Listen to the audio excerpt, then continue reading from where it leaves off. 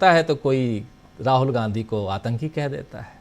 तो खबर तो ऐसे ही हम जैसे खबर नबीसों के लिए खबरें ऐसे ही मिल जाती हैं, चर्चा करना ज़रूरी हो जाता है। प्रेम कुमार जी क्या कहेंगे? शुक्रिया राजीव जी। वाकई आज रविवार जो है एक ग्रेट संडे माना जाएगा। बहुत जल्दी पूर्व मुख्यमंत्री होंगे अरविंद केजरीवाल। लंबे समय तक मुख्यमंत्री रहे तो पूर्व मुख्यमंत्री होंगे, इसका ऐलान उन्होंने कर दिया है। और सबसे इम्पोर्टेंट जो मुझे दिख रहा है वो ये कि जो लोग इस्तीफा मांगते थे अरविंद केजरीवाल से, वो लोग दुखी हैं। इस्तीफा मांग रहे थे तो दे दिया इस्तीफा, तो कम से कम खुश तो होना चाहिए, लेकिन खुश नहीं है। और इसमें भी हम बीजेपी को देखें, बीजेपी तो दुखी है ही, लेकिन कांग्रेस का भी एक तबका जो है थोड़ा मायूस नजर आ रहा है। उससे मुझे आश्चर्य भी होता है, लेकिन ये बात है कि अगर हम आम आदमी पार्टी के पॉइंट ऑफ व्यू से देखें तो अगर उनके प्रतिस्पर्धी सब नाखुश हैं, इसका मतलब ये मास्टर स्ट्रोक है। तो मैं ये समझता हूं कि इंडिया गठबंधन के तौर पर देखा जाए तो इंडिया गठबंधन के साथ अरविंद केजरीवाल हैं। अरविंद केजरीवाल को जब जेल जा रहे थे, समर्पण कर रहे थे, ठीक चुनाव के रिजल्ट आने से पहले और एग्जिट पोल के बाद, तो उस समय कांग्रेस के नेता भी उनको छोड़ने जा रहे थे जेल तक। तो इसका मतलब है कि तब तक इंडिया गठबंधन ठीक था और आज भी है, लेकिन मैं उस चंद लोगों की बात करता हूं जो मायूस हैं। मुझे लगता है कि ऐसे लोगों को एक बड़े पर्सपेक्टिव में चीजों को देखना चाहिए कि आखिर अरविंद केजरीवाल के मुख्यमंत्री पद छोड़ देने के बावजूद भारतीय जनता पार्टी का मुंह लटका हुआ क्यों है? क्यों वो तरह तरह की बातें कर रहे हैं? इसका कारण यह है कि अरविंद केजरीवाल ने एक बहुत चीजों को एक्सपोज किया है।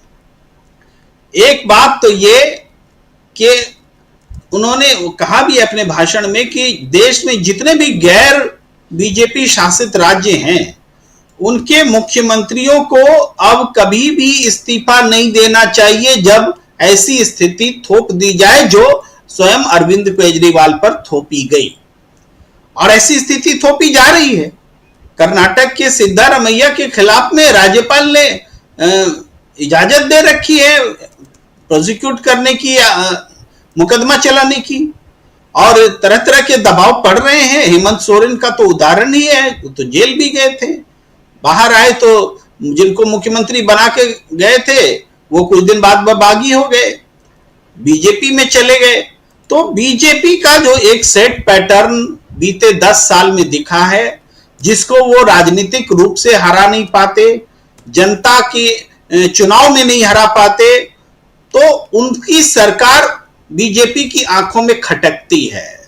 उसको वो गिराने के लिए विधायकों को तोड़ते हैं, खरीद फरोख्त करते हैं। इसके अलावा सरकार को तरह तरह से सीबीआई, ईडी, आईटी भेज करके उनके मंत्रियों को, उनके विधायकों को डराते हैं, ग्रिप में लेते हैं, और आखिरकार जब कुछ नहीं सूझता है तो राज्यपाल का भी दुरुपयोग करते हैं, स्पीकर तक को इधर उधर कर देते हैं। हमने महाराष्ट्र में देखा है किस तरीके से चीजें बदलती हैं, दूसरे स्टेट में जाकर के अपहरण करके होटल में ठहरा कैसे भी सरकार गिरा देते हैं। लेकिन इनमें से कोई भी काम आम आदमी पार्टी के खिलाफ करने में बीजेपी सफल नहीं थे। हमने पहले भी सुना, सीएम मनीष सिसोदिया ने कहा था कि किया गया था। हमने पहले भी सुना मुख्यमंत्री अरविंद केजरीवाल ने कहा था कि उनको कहा था इंडिया गठबंधन में मत जाओ, सारे मुकदमे ठीक हो जाएंगे, जेल भी नहीं जाओगे। तो इंडिया गठबंधन से दूर करने के लिए एक कोशिश हुई थी। ये सारी चीजें रही। तो इसको देखते हुए हमें यह लगता है कि अरविंद केजरीवाल ने जो एक पॉलिटिक्स की है ये पॉलिटिक्स बीजेपी को बेचैन करती है, बीजेपी की सियासत को बेनकाब करती है, और डेमोक्रेसी पर जो खतरा बीते दिनों दिखा, जिसको लेके इंडिया गठबंधन ने पूरे देश में मुहिम चलाई, केंद्र सरकार को और बीजेपी की सियासत को एक्सपोज किया, 240 तक उनको समेट दिया। तो वहां से हम देखें तो ये यहां से आगे इंडिया गठबंधन राष्ट्रीय स्तर पर तानाशाही के खिलाफ अपनी मुहिम को तेज कर सकता है। स्थानीय चुनाव का विश्लेषण अलग होगा, चाहे दिल्ली हो चाहे हरियाणा। सभा उत्तर नहीं होता है राहुल जी, आप प्रश्न जो कर रहे हैं उसमें उत्तर मिल रहा है, उसको मैं थोड़ा सा एक्सप्लेन करता हूँ। देखिए, मोदी जी की सभा हुई, काली चीजों पर प्रतिबंध। हालांकि मोदी जी के बाल भी सफेद हो चुके हैं, दाढ़ी मूछ भी सफेद ही है, तो उनको तो ज्यादा प्रयास करने की आवश्यकता नहीं। लेकिन बहुत सारे लोग जिनको दाढ़ी मूछ पर भी ध्यान देना होता। हुआ क्या है, मैंने कह सकते हैं कि 15,000 भी भीड़ नहीं जुटी तो शायद इन्हीं प्रतिबंधों के कारण नहीं जुटी हुई होगी, ऐसा फेस सेविंग के लिए कहा जा सकता है। तो कहा, कुछ लोग तो कह रहे 5,000 ही आई, जो भी हो 15,000 तो क्षमता ही थी वहां की। तो इतनी भीड़ तो कांग्रेस का अदना नेता भी वहां खड़ा हो जाए तो ले आ सकता है, लेकिन बीजेपी का कोई नेता इतनी भीड़ नहीं ला सकता है आज की तारीख में। और नरेंद्र मोदी जी ने अपना सर्वश्रेष्ठ प्रदर्शन दे दिया है रैली में, और रैली जो है वो सर्वश्रेष्ठ प्रदर्शन कांग्रेस का कोई साधारण नेता भी दे सकता है हरियाणा में। यह है हरियाणा की राजनीतिक तस्वीर, यह है हरियाणा की पब्लिक का मूड। जिसको जो सर्वेक्षण करना है कर ले, लेकिन हरियाणा से यही आवाज, यही स्थिति, यही हालात है।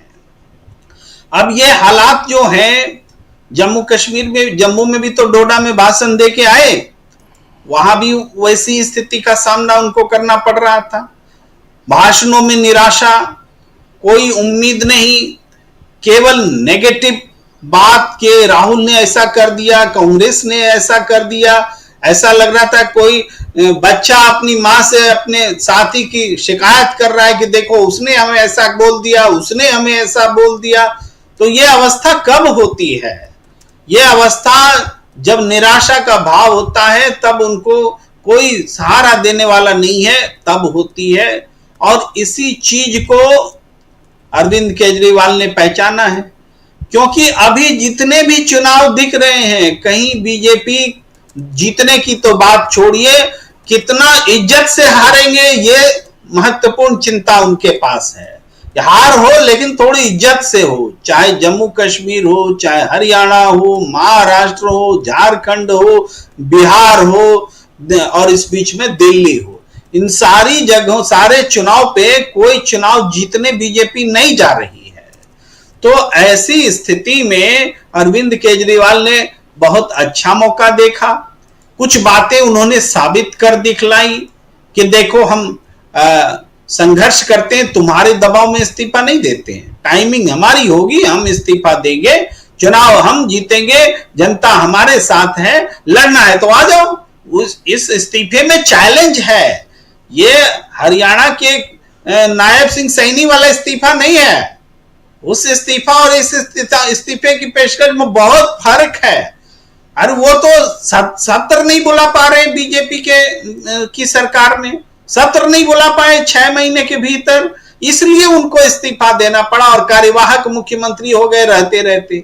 अरविंद केजरीवाल तो कार्यवाहक भी बनना नहीं चाहते, वो तो इस्तीफा दे रहे हैं, बोले कार्यवाहक कोई मुख्यमंत्री भी हम देंगे, पहले चुनाव करा लो, कार्यवाहक वही रहेगा। तो इस्तीफों में ये बड़ा फर्क है। और एक बात जो मैं फिर से दोहराता हूं कि अरविंद केजरीवाल की राजनीति को लेकर के जितनी भी चर्चा है कि उनकी राजनीति ऐसी है, उनकी राजनीति वैसी है, ये राजनीति आज नहीं बनी है अरविंद केजरीवाल की, पहले से है। आरएसएस से उनका रिश्ता है, कल तक नहीं था क्या? फिर क्यों लिए इंडिया गठबंधन में? काहे आया इंडिया गठबंधन? इंडिया गठबंधन में अरविंद केजरीवाल का साथ आना या उनका स्टाइल ऑफ पॉलिटिक्स होना वो भी नया नहीं है, वो भी सबको पता है। बहुत लोग अरविंद केजरीवाल के बहुत बड़े आलोचक हैं, लेकिन फिर इंडिया गठबंधन में है इसीलिए अरविंद केजरीवाल के साथ हैं। लेकिन आज कोई परिस्थिति नई नहीं बनी है कि उन बातों को याद करके अरविंद केजरीवाल को कोसा जाए।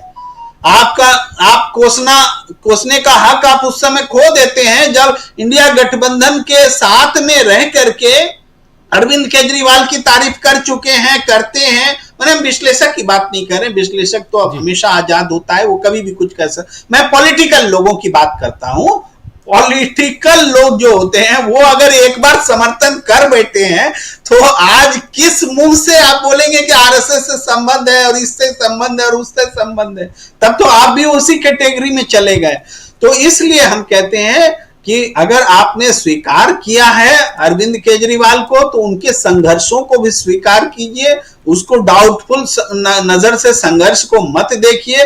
वो ऐसा नहीं है कि अपने मन से जेल में चले गए और अपने मन से छूट के आ गए।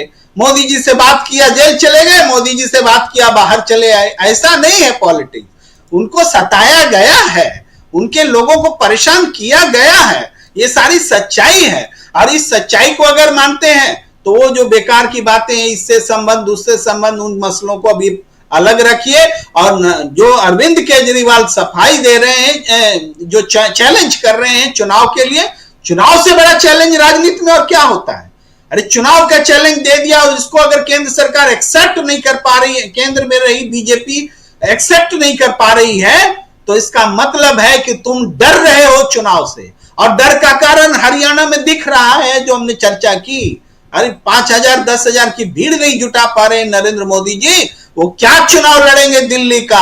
इसीलिए ललकार रहे हैं अरविंद केजरीवाल। अब तो छोटा छोटा गामा पहलवान भी ललकारेगा नरेंद्र मोदी को, छोटा छोटा पहलवान भी ललकारेगा, ताल ठोकेगा कि मोदी जी आजा, क्योंकि जनता की ताकत ही सबसे बड़ी होती है। और राहुल गांधी की सियासत ने वो डर खत्म कर दिया, जब लोग मोदी के डर से कुछ बोलते नहीं थे, मोदी शाह के डर से। और आज वो डर जब खत्म हो गया तो देखिए नितिन गडकरी को भी प्रधानमंत्री का ऑफर आया। अरे ऑफर आया तो बोला क्यों नहीं, बोला क्यों नहीं जब ऑफर आया? उस समय तो डर लग रहा था और आज राहुल गांधी ने डर खत्म कर दिया तो लग रहा है कि मोदी का विकल्प बन जाएंगे। कोई न पूछेगा, ऐसे कायरों को कोई नहीं पूछता है। जो वक्त पर बोलता है वही बहादुर